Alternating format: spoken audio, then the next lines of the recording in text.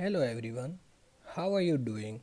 This side Sandeep from English Deep Classes, and today I am going to share with you fourth poem of 12th class named A Thing of Beauty written by John Keats. First of all, we will discuss something about the poet, and after that I will give you full explanation at the poem. So let's start about the poet. John Keats was born in London in the year 1795. तो John Keats का जन्म कहाँ हुआ था? London के अंदर हुआ था 1795 के अंदर, एंड डाइड इन रोम इन 1821। और इनकी जो डेथ हुई वो 1821 में रोम में हुई at the young age of 25 due to illness. 25 वर्ष की आयु में ही इनकी डेथ हो गई थी। सिर्फ 1795 से 1821 तक ये रहे थे दुनिया के अंदर, और इन्होंने 25 साल की कम उम्र में ही बहुत सारे वर्क लिख दिए थे। अगर इनके बारे में बात की जाए कि अगर ये कुछ वर्ष और जिंदा रहते तो आज हम विलियम शेक्सपियर को फादर ऑफ इंग्लिश मानते हैं, जिन्होंने बहुत अच्छी अच्छी राइटिंग्स की है। तो विलियम शेक्सपियर को न मानकर हम जॉन किट्स को फादर ऑफ इंग्लिश मानते हैं। He is a romantic poet and his poetry is characterized by sensual imagery in his most popular work, which is a series of odes.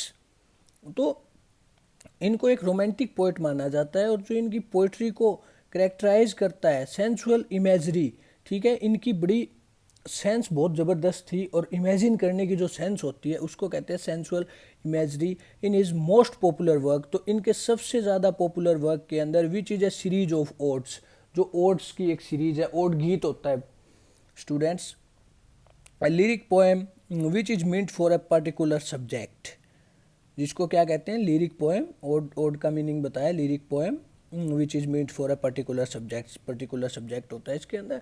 Today his poems are one of the most sought after creation in English literature. तो जो उनकी poem है उनको बड़ा ही बहुत अद्भुत, बहुत ज़बरदस्त उनको क्रिएशन माना जाता है। उनको बहुत ज़बरदस्त उनको रचनात्मक रूप दिया गया था इनके द्वारा। तो उनको इंग्लिश लिटरेचर के अंदर बहुत ज़्यादा इम्पोर्टेंस दी जाती है। The above given poetry is an excerpt from his poem. तो जो हम लोग आज डिस्कस करने वाले a thing of beauty by John Keats, ये इनकी एक पोएम की एक सीरीज़ है एंटीमियन। उसमें से जो इन्होंने ए पोइटिक रोमांस, जो एक पोइटिक रोमांस है 1818 के अंदर इन्होंने लिखा था, 1818 के अंदर, डेथ से सिर्फ 3 साल पहले, considered to be an epic poem. तो एपिक पोएम इसको कहा जाता है, महाकाव्य इसको समझा जाता है, जो इन्होंने लिखा है एंड्रीमियन। और एंड्रीमियन एक कैरेक्टर का नाम है जो एक शेपर्ड है, बड़ा ही हैंडसम शेपर्ड था, उसके बारे में इसके अंदर लिखा गया है। Now we move to stanzas of this poem, and we will discuss explanation of stanzas. First of all, we have to discuss introduction of the poem Thing of Beauty. Thing of Beauty is a poem taken from the poem titled Endymion, a poetic romance written by the famous poet John Keats. तो ये Endymion में से उठाया गया एक accept है, और एक छोटा सा हिस्सा, एक टुकड़ा वहाँ से उठाया गया। जो जॉन किट्स ने बड़े प्रसिद्ध कवि हुए हैं, जॉन किट्स इंग्लिश लिटरेचर के। The poet says that a beautiful thing is a source of endless Joy. तो पोइट क्या कहते हैं इसके अंदर कि एक ब्यूटीफुल थिंग, जो भी एक सुंदर चीज़ होती है, वो हमें बहुत ही ज़्यादा खुशी प्रदान करने वाली होती है। एंडलेस, अनंत खुशी, जो कभी, जिसका कभी अंत नहीं होता। It has eternal beauty which never fades away. और ये एक आंतरिक ब्यूटी होती है जो कभी भी फेड नहीं होती। A beautiful thing is like a shady shelter which gives us a sleep full of sweet dreams, good health and relaxations. तो इसको क्या बताया इन्होंने एक शांत मंडल बताया है, सैडी शेल्टर, एक शेल्टर बताया है जिसके अंदर लताप मंडल जिसको हम कहते हैं, तो जिसके अंदर हमें क्या मिलता है? Full of sweet dreams. हमें एक बड़ी मधुर सपनों से भरी नींद, स्वस्थ और शांत श्वसन वाली नींद हमें, रिलैक्सेशन वाली नींद हमें मिलती है। तो फर्स्ट स्टैंजा के अंदर एक मीनिंग है बच्चे हम स्टार्ट करने से पहले मीनिंग देख लेते हैं। बोवर का मीनिंग क्या होता है? बोवर ए shady place under the tree, ठीक है। तो एक शेडी प्लेस को, छायादार जगह को हम बोवर कहते हैं। Now we move to first stanza of this poem. A thing of beauty is a joy forever. तो एक जो खुशी हमें देने वाली जो चीज़ है, खूबसूरत जो चीज़ है, वो हमें क्या क्या देने वाली है? खुशी देने वाली चीज़ है हमेशा के लिए। थिंग ऑफ ब्यूटी, खुशी, सुंदर, सुंदर कोई भी चीज़ है ना, is a joy for ever, हमें हमेशा के लिए खुशी प्रदान करती है।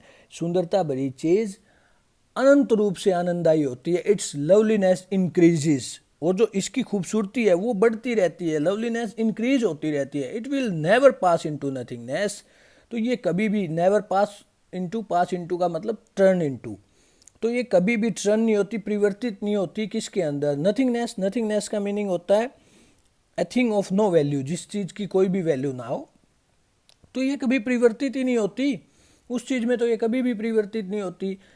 But will keep a बोवर quiet for us and A sleep full of sweet dreams and health and quite breathing. तो क्या होता है उसके बाद में? हमें ये एक शांत क्या देती है? शांत लताप मंडप प्रदान करती है, मतलब शांति वाली एक छाया हमें प्रदान करती है, जो कि पेड़ के नीचे जब हम बैठते हैं, कई बार जाकर थके होते हैं, धूप में से जाते हैं, पेड़ के नीचे जाकर बैठ जाते हैं, तो हमें वहाँ पर क्या मिलता है? वहाँ पर बड़ी हमें सुख की अनुभूति होती है। तो ऐसे ही यहाँ पर पोइट कह रहे हैं कि जो थिंग ऑफ ब्यूटी है ना, वो हमें full of sweet dreams and health and quite breathing, ये सब चीज़ें हमें प्रदान करती है। तो फर्स्ट स्टैंजा के अंदर हम एक्सप्लेनेशन देख लेते हैं इसकी, क्या कहा है पोइट ने। The poet says that beauty stage for ever. तो पोइट क्या कहता है? पोइट सेज कि ब्यूटी, सुंदर चीज़ जो है, सुंदरता है, हमेशा के लिए रहती है। इट नेवर फेड्स अवे, कभी भी फेड नहीं होती, कभी इसका रंग नहीं उठता। Rather it increases with the passing time, और कहें तो ये पासिंग टाइम में बढ़ती जाती है। जैसे कि हम बात कर लें ताजमहल की, तो ताजमहल की अगर बात करें तो ताजमहल की ब्यूटी कम होने का नाम ही नहीं ले रही है। वो तो दिन प्रतिदिन, देखो कितने साल पहले ताजमहल को बनाया गया था, और आज भी वहाँ पर इतने सारे there are lot of tourist, इतने सारे टूरिस्ट वहाँ पर आते हैं, देखते रहते हैं, और बहुत ही ज़्यादा उनको सुंदर लगता है। तो यही कहते हैं यहाँ पर पोइट ने कहा कि भाई कोई भी सुंदर चीज़ कभी भी समाप्त नहीं होती है, हमेशा बढ़ती जाती है। और इसकी जो ब्यूटी है वो जैसे जैसे टाइम बढ़ता है वैसे वैसे इंक्रीज होती जाती है, ना कि डिक्रीज होती है। The perception of the poet regarding beauty is that it never goes off with the passing time. तो परसेप्शन पोइट का क्या है? यहाँ पर पोइट क्या कहना चाहता है, क्या हमें बताना चाहता है कि रिगार्डिंग ब्यूटी, ब्यूटी के बारे में, is that it never goes off with the passing time. ये कभी भी पासिंग टाइम, जैसे जैसे समय परिवर्तित होता जाता है, समय बदलता जाता है, गुजरता जाता है समय, तो जो ब्यूटी है वो कभी भी ख़त्म नहीं होती। Rather it beautifies more and more. अगर दूसरी तरफ बात करें तो ये तो और ज़्यादा बढ़ती जाती है, अधिक से अधिक इसके अंदर, ब्यूटी के अंदर और ज़्यादा सौंदर्य इसका बढ़ जाता है। For the poet beauty is like a beautiful shady tree. और अगर पोइट के लिए बात करें तो पोइट के लिए ब्यूटी क्या है? एक ब्यूटीफुल शेडी ट्री, जो छायादार वृक्ष होता है ना, उसकी भांति है ये। Under whose shade all the creatures can sleep peacefully and enjoy good health. जहाँ पर क्या करते हैं, सारे के सारे जो क्रिएचर है, सारे के सारे जो जीव जीव जानवर हैं, वो उसके नीचे आसानी से अच्छी अपनी नींद लेते हैं, और गुड हेल्थ, और अच्छी उनको हेल्थ वहाँ से मिलती है। तो स्टूडेंट्स, हमने फर्स्ट स्टैंजा किया है, I think of beauty is a joy for ever, हमेशा के लिए खुशी देने वाली। इट्स लवलीनेस इंक्रीजेज, इनकी जो लवलीनेस है वो इंक्रीज होती है। It will never pass into nothingness, ये कभी भी समाप्त नहीं होती, परिवर्तित नहीं होती नथिंगनेस में। But will keep about quiet for us, परंतु हमारे लिए क्या रखती है? एक छायादार जगह में देती है, पेड़ की छाया से तुलना की है ब्यूटी की। And A sleep full of sweet dreams, और हमें एक अच्छी नींद देती है जो मधुर सौपन से भरी होती है। And health and quite breathing, और जहाँ से हमें स्वस्थ स्वास्थ्य मिलता है, और हमारी सांस बड़ी ताज़ा रहती है। Now we move to literary devices. अगर लिटरेरी डिवाइसेस की बात करें हम, तो इस स्टैंजा के अंदर लिटरेरी डिवाइस यूज किया गया है। सबसे पहले राइम स्कीम की बात कर लेते हैं। ए बी बी और C. For ever, a never, A. Keep. B. Sleep. B. And breathing. C. तो ये इसकी राइम स्कीम है. And alliteration poetic device is used in sleep sweet. Now we move to second stanza of this poem. Here I go. Therefore on every morrow are we reading. तो क्या करते हैं, मोरो कहा कि फॉलोइंग डे, उसी दिन की जो मॉर्निंग होती है, अगले दिन जब हम उठते हैं तो हर एक सुबह, हर अगले दिन हम क्या करते हैं, आर वी रेडिंग, हम बुनते रहते हैं. रेडिंग होता है सराउंड, अनसर्कल, बनाना, किसी चीज़ को गुथ देना. A flowery band to bind us to the earth. तो हम किस चीज़ को गूंथते रहते हैं, फूलों की एक पट्टी को हम गूंथते रहते हैं ताकि हम पृथ्वी से बंधे रहें. Flowery band. ठीक है. Spite of डिस्पोडेंस. डिस्पोडेंस का मीनिंग होता है डिप्रेस्ड. तो डिसअपॉइंटमेंट जिसको हम कहते हैं, निराशा. इतनी निराशा होने के बावजूद, ऑफ द इनह्यूमन डेथ. तो क्या होता है, निराशा भरा. और क्या है दूसरी बात, हम लोग क्या करते हैं, of the inhuman dearth of noble natures of the gloomy days. तो यहाँ पर क्या बात कर रहे हैं, यहाँ पर पोइट हमें बता रहे हैं कि अगले दिन जब हम बड़े, एक तो हम पृथ्वी से फूलों की एक पट्टी बना रहे होते हैं जो हमें किस चीज़ से बांधे रखती है, हमें पृथ्वी से बांधे रखती है. और हमारे जीवन की बात कर रहा है अगली लाइन में कि स्पाइट ऑफ डिस्पोडेंस, इतनी निराशा होने के बावजूद, ठीक है, ऑफ द इनह्यूमन डेथ, तो नेक गुण ना होने के बावजूद, of noble natures. Noble natures, बड़े अच्छे जो व्यक्ति होते हैं, वो ना होने के बावजूद, ऑफ द ग्लूमी डेज, और निराशा वाले दिन होने के बावजूद, of all the unhealthy and over dark ways. और क्या होने के बाद, उदास, अस्वस्थ और अशुभ ढंग से, सारे के सारे ओवर डार्क वेज, सारे के सारे तरीके अशुभ होने के बावजूद भी हम लोग क्या करते हैं, made for our searching, yes in spite of all some shape of beauty moves away the pall from our dark spirits. तो उसके बाद में भी हमें इन सब चीज़ों के बाद होने के बावजूद भी क्या होता है कि हमें कोई न कोई सुंदर चीज़, ठीक है, सम शेप ऑफ ब्यूटी, कोई भी आकार ब्यूटी का, सुंदरता का कोई भी आकार, moves away the pall from our dark spirits, हमारी पूरी की पूरी जो निरस्ता होती है उसको हमारी अंतरात्माओं से, डार्क स्पिरिट से परे कर देता है. तो सेकंड स्टैंजा के अंदर क्या बताया कि अगले दिन की जो सुबह होती है, हम क्या करते हैं, हम पृथ्वी से बनने के लिए फूलों की एक पट्टी को गूंथ रहे होते हैं. निराशा भरा, द्वेष, नेक गुणों की अमानवीय कमी, ठीक है ना, of the inhuman dearth of noble natures. तो नेक गुणों की अमानवीय कमी होने के बावजूद, उदास दिनों के तमाम अस्वस्थ, अति अशुभ ढंग से हम क्या करते रहते हैं, हम खोजते रहते हैं किस चीज़ को, इन सभी के बावजूद भी हम कोई न कोई सुंदरता को, शेप ऑफ ब्यूटी को हम खोज लेते हैं. Moves away the pall from our dark spirits, जो हमारी अंतरात्माओं से निरस्ता को दूर कर देती है. Now we move to explanation. The poet says that every day, प्रतिदिन, it is the beauty which fills us with the spirit to live. हमें जीने की क्या करती है, हमारे अंदर भर देती है, किस चीज़ को, स्पिरिट को, जोश को भर देती है. हमारी आत्माओं के अंदर इतना जोश भर जाता है सुंदरता की वजह से कि हमें जीना है. It is the beauty which builds the desire in us. ये ब्यूटी ही है, ये सुंदरता ही है जो हमारे अंदर डिज़ायर, इच्छा भर देती है किस चीज़ की, कि हमें जीना है. और सैड मोमेंट्स, हमारे सैड मोमेंट्स होने के बावजूद भी हम लोग ये सोचते हैं कि हमें जीना है. And cruel people around us, और हमारे आसपास बड़े निर्दयी, बड़े क्रूल लोगों के होने के बावजूद भी हम लोग ये सोचते हैं कि हमें जीना है. ये सुंदरता ही है जो हमें मजबूर करती है, जो हमें बांधे रखती है इस दुनिया से. So here the poet wants to say that without beauty the earth will be full of cruel people.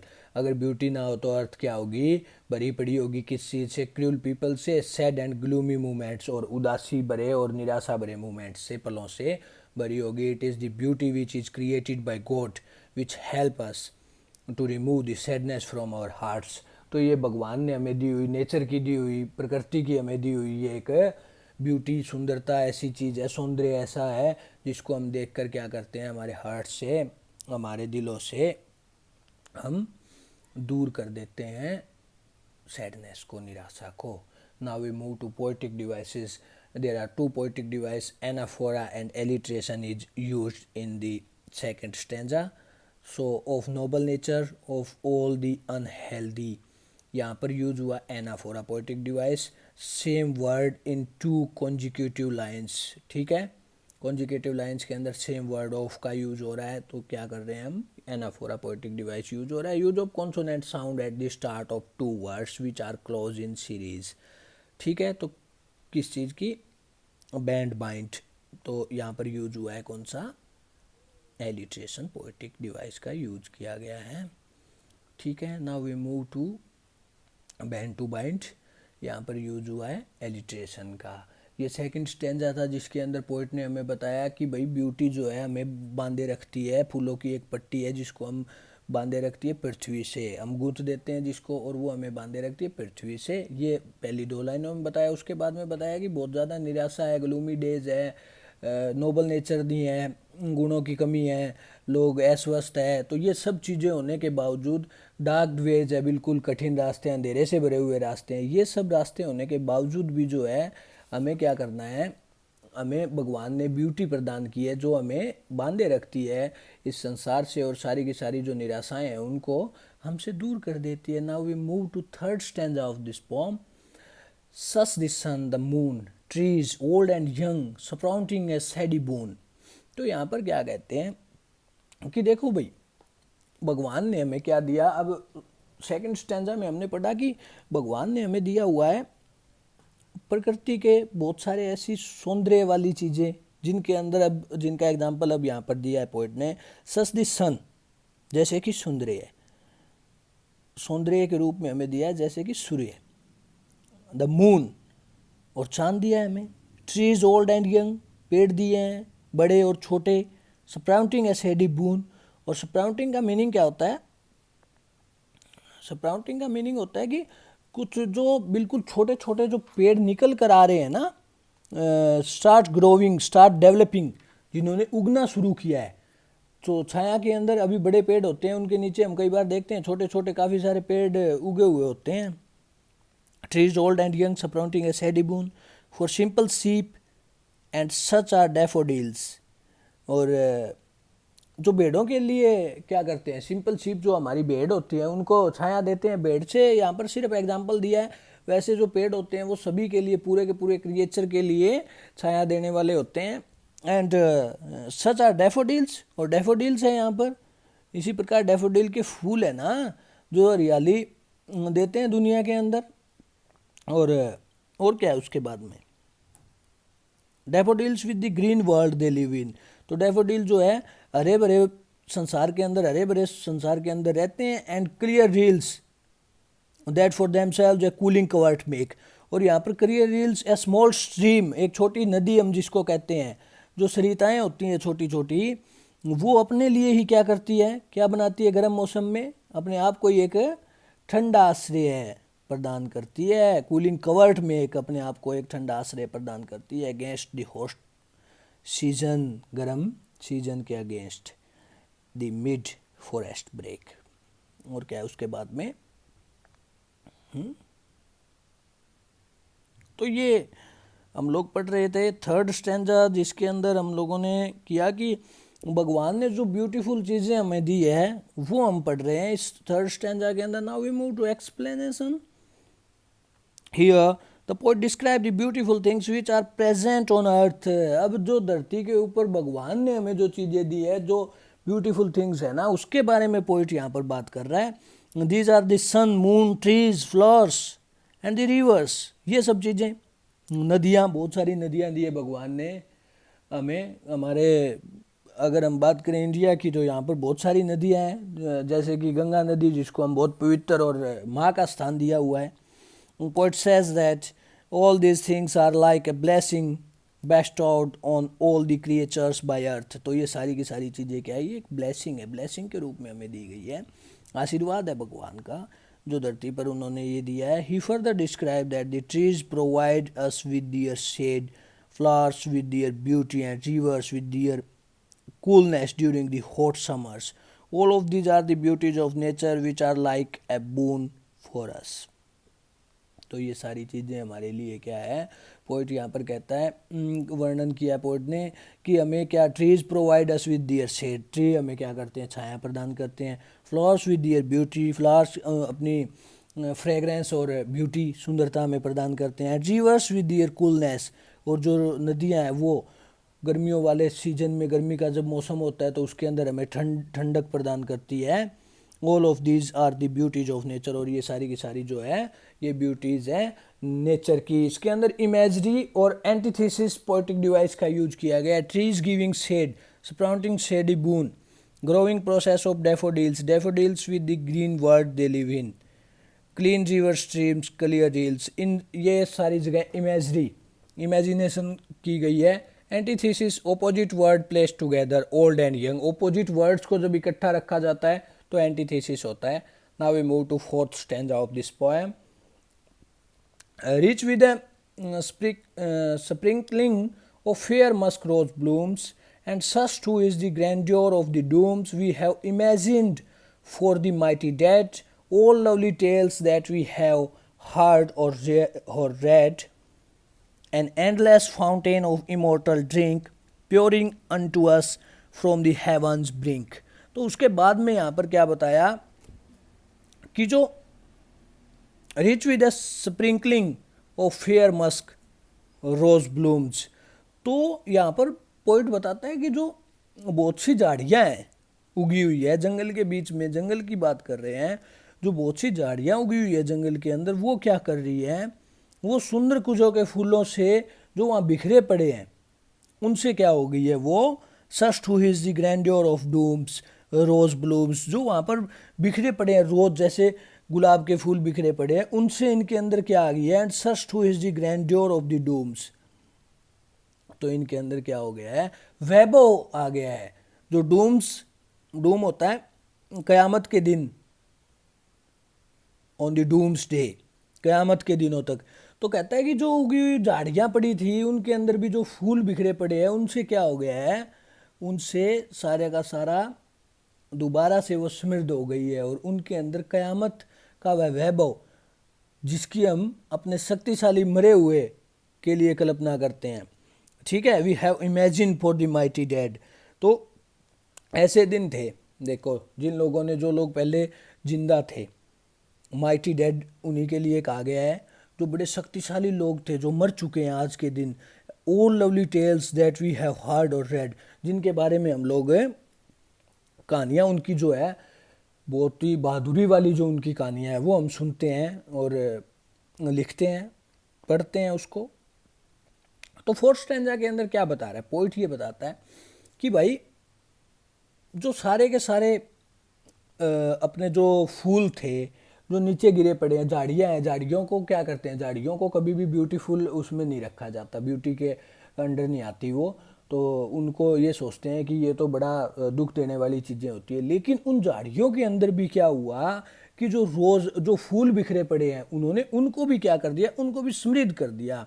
और हम लोग क्या इमेजिन करते हैं, हम लोग हमारे जो क़यामत के दिन, मतलब जिनकी डेथ हो चुकी है, वो लोगों को अगर हम इमेजिन करें तो उन लोगों से भी हमें क्या मिलता है, उनकी जो लवली कहानियाँ, उनकी जो कहानियाँ वो भी हमें ब्यूटी प्रदान करती है। अब हम जैसे कि हम भगत सिंह की स्टोरी पढ़ते हैं तो हमें कितना अच्छा लगता है, आनंदित होते हैं हम लोग कि हमारे जो पूर्वज हैं, हमारे जो माइटी पीपल रहे हैं, उन्होंने देश के लिए ऐसे काम किए थे जिससे हमें बड़ी, वो भी जो कहानी है वो भी बेटा एक ब्यूटीफुल थिंग्स है, उसमें रखा जाता है। An endless fountain of immortal drink pouring unto us from the heavens brink. तो अब यहाँ पर क्या है कि भगवान ने एक ऐसा कभी ना समाप्त होने वाला एक अनंत अमरता का पेय, एक अनंत फुहारे से फूटते हुए हमारे अंदर प्रवेश कर रहा है, ऐसा भगवान ने बना दिया।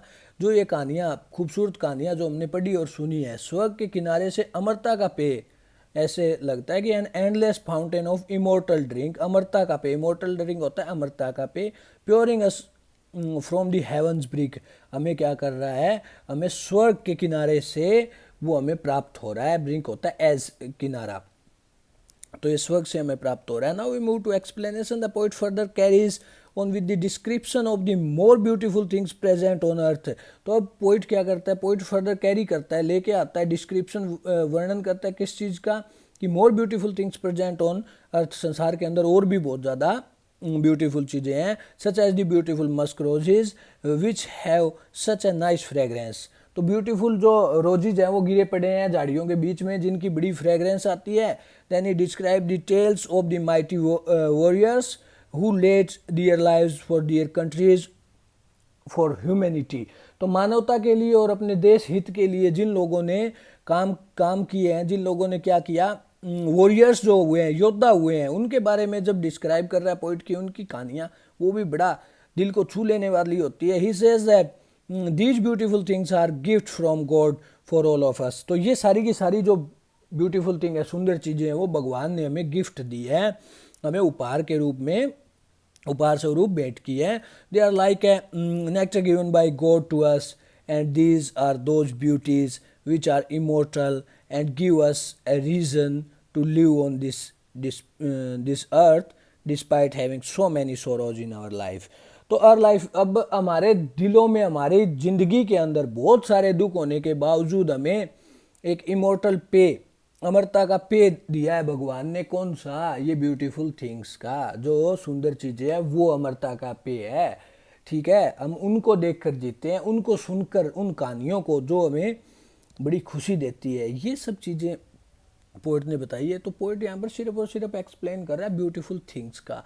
तो अगर ब्यूटीफुल थिंग्स का मैं आपको एक सजेस्ट करता हूँ एक चीज़, कि जब कभी भी आप कहीं जा रहे होते हो तो आप कोई भी सुंदर नज़ारा, चाहे वो नज़ारा ये हो कि सनशाइन का, आप सनसेट का आप जब नज़ारा देखते हो तो आपको कितना वो चीज़ आपके दिल के अंदर घर कर जाती है और आप हमेशा उसको याद रखते हो।